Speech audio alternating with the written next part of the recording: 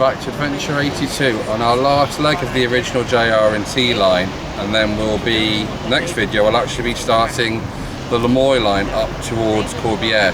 So we left you last time obviously at the hall. I'm just a bit down the road from there now on the beach. Now let's start working our way up to the last station in this section of the line then.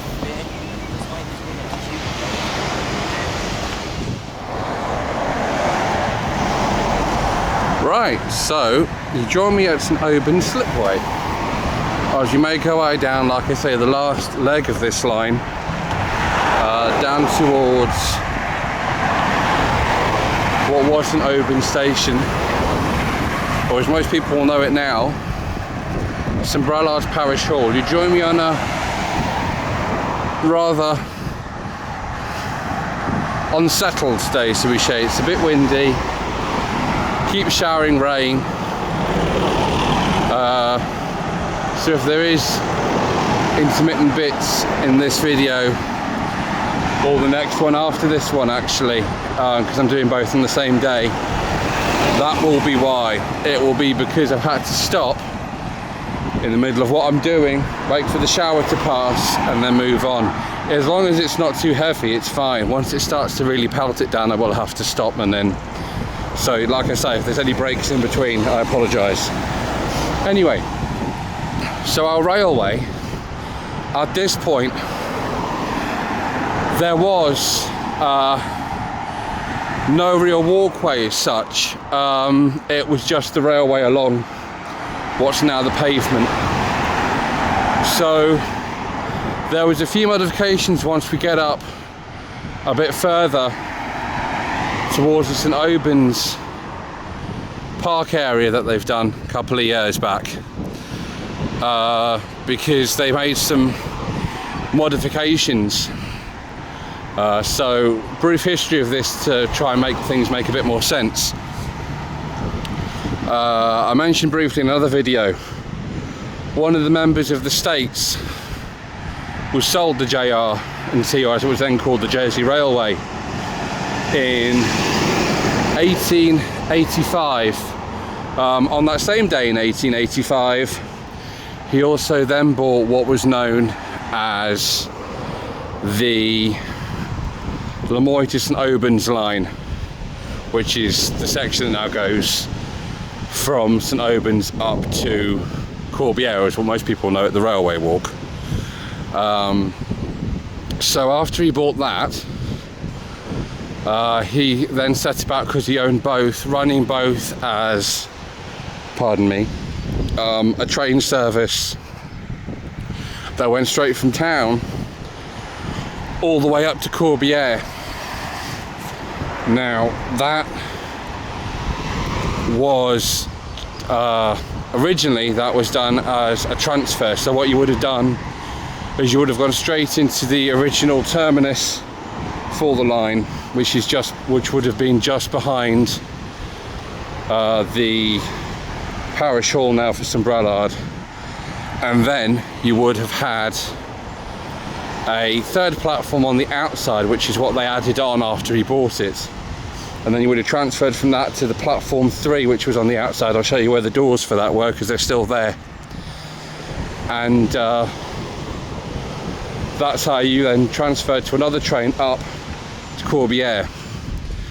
But within 4 years later, so that would be, come on Stephen, where's your maths? 1889, there we go. It's early in the morning, it's just gone 9. Let's give me a break, my maths isn't good in the morning. Yeah, so 1889, and then what they did was they put a link bit of track in, which wasn't originally there, so you could go straight through without having to without having to transfer across from platforms 1 and 2 to platform 3. Platform 3 remained for people who wanted to get off at St Aubin's coming from the other way, so from Corbière down St Aubin's. Platform 3 remained for that reason, for them to get off. Likewise, platform 1 and 2 remained for people who wanted to get off coming from the St Helier way to just to St Albans, and then they had this bypass line which basically went straight around St Albans and straight up to Corbière. So what you'd have is 1 in every 4 trains would go straight up to Corbière and bypass St Albans, and then the other 3 would stop at St Albans. So that's how that worked. So as you can see here, we're coming up now to the park area,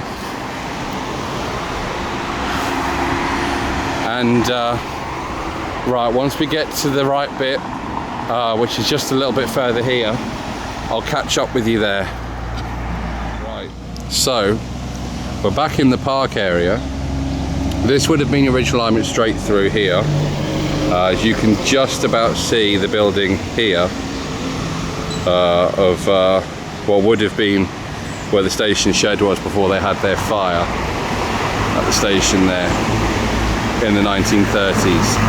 But this is the original alignment. What you had here is you had they put in a section, they put in a point section here, so you could go straight through up and into the terminus as it had always been, or you could divert and follow this path around here, and that took you through into platform 3. So obviously I can't follow the original alignment because I'm not a gazelle and I can't leap fences. So what we'll do is we'll follow the added piece of track around here, and then I'll show you where that used to terminate. So if we go up this way, it's also worth noting, if you've been watching for this long, I'd like to thank you for putting up with the on and off noise from the traffic, because it's not been brilliant. Some points, some stations were very close to dual carriageway, but from now on it's going to be a much quieter affair, so you shouldn't have so many issues. But right, if we hop out onto the grass here, right, so here we are. Right, I'm back onto the grass area here. So if we walk this way, you're following the alignment of the train now, the original alignment. And you can see how far off now, because that's where the train used to go and always did when it terminated at St Albans for people to get off. And then you have right over here, where that building is where the line used to go off and round to platform 3. So it's a fair deviation. It's not massive in the grand scheme of things, but it's a fair deviation from the original route. So we're going this way, and then straight through there.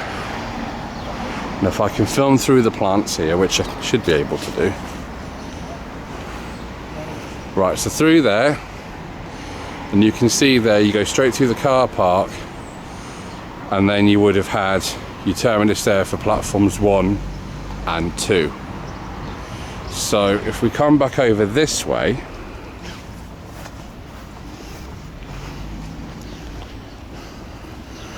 right, so where you walk out this park now and where they've put this building here, the train used to come straight through this building, and it went straight through here, came out the other side,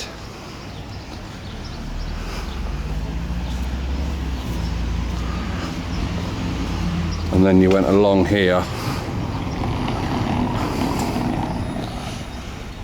curved slightly, so it would have kind of meant to just to like the end of this bush, if you can see where the white car is there, so it would have kind of gone just to the left of the white car, come round, come along here. So we're exactly on what would have been the track bed at the time now, this bit of road, and then it would have terminated just here where the parish hall building starts.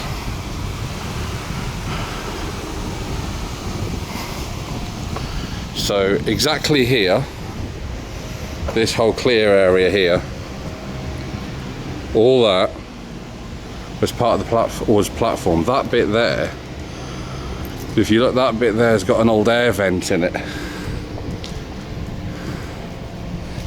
that's actually a remaining section to the original platform. The original platform obviously wouldn't have been concrete, this was put back in, but that's the height your platform would have been, and it went through across here all the way to the end of the building. And these white doors here, and the ones that they're still using here with this staircase, would have been your doors to come in and out onto platform 3. Platform 1 and 2 used to come in from what's now the back of the building. As a lot of people, or at least I know a lot of the local people are aware, so people on that Jersey Thames Pass and stuff I've been speaking to are aware, there was a massive fire in the 1930s, which is what destroyed this end of the station and its terminus.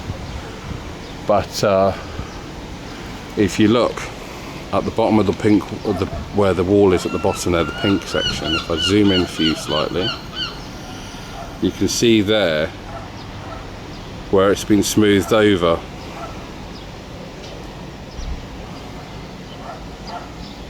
Where you would have had your platform attached, and you see it cuts off just there, just by the rubbish there.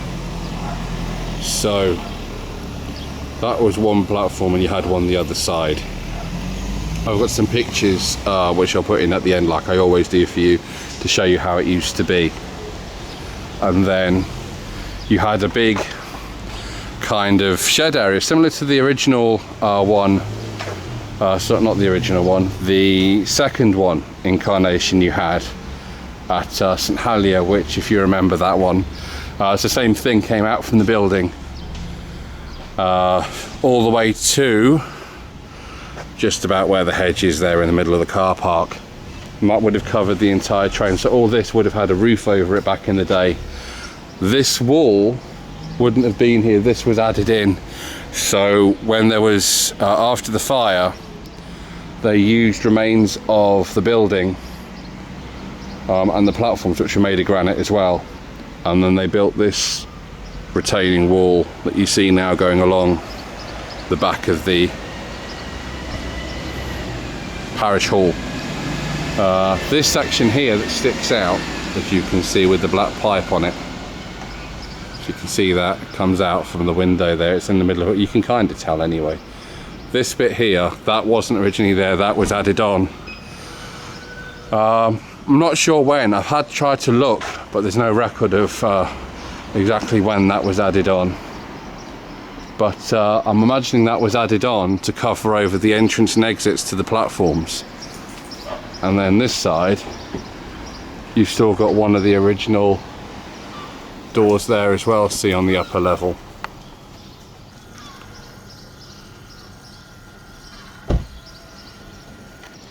You can see that. There you go.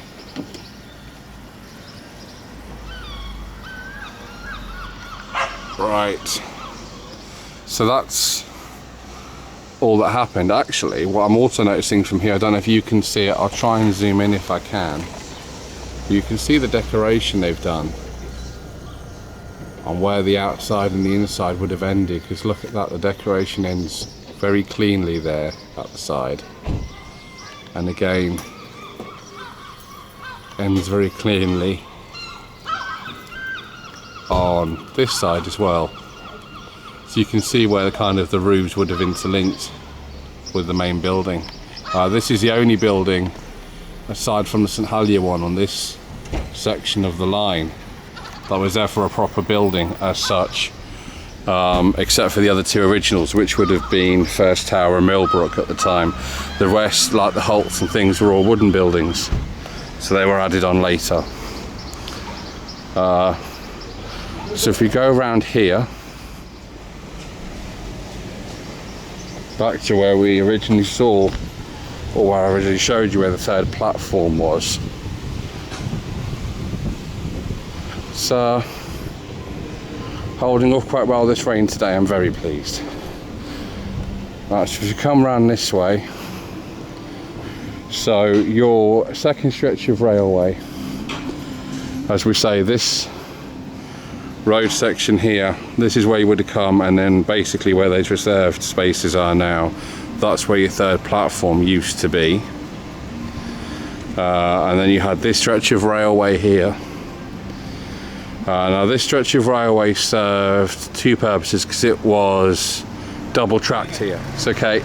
So you had one section of track here that would have been for the people to pull in and get off at St Albans when they were coming from Corbière. The second line of track would have gone straight through here, round, and then straight round, and would have curved off round here and straight up through those buildings there, which is where we're going to be going in the next video, to show you how the Lemoy line used to run. Well, I'm hoping to add in either this video or the next video what the inside of this station looks like, because the inside of it has been preserved quite well, considering it's a parish hall. So being a government building, it's been looked after quite well. A lot of the entrances, etc., haven't changed. I mean, like these doors, for instance, are still the same doors that were put on there back in the 1800s. That hasn't changed. So I'm hoping to get that done for you. If it's not in this one, it may come up as a revisit, but that's what I'm trying to achieve right now for you. In the meantime, we'll find somewhere nice, and we'll finish off this video. I do apologise, this one's not as long as some of the others. The run between St Le Hall and here isn't that long, and so right, we'll finish this one and then we'll start working our way up in the next video, the Lemoy line.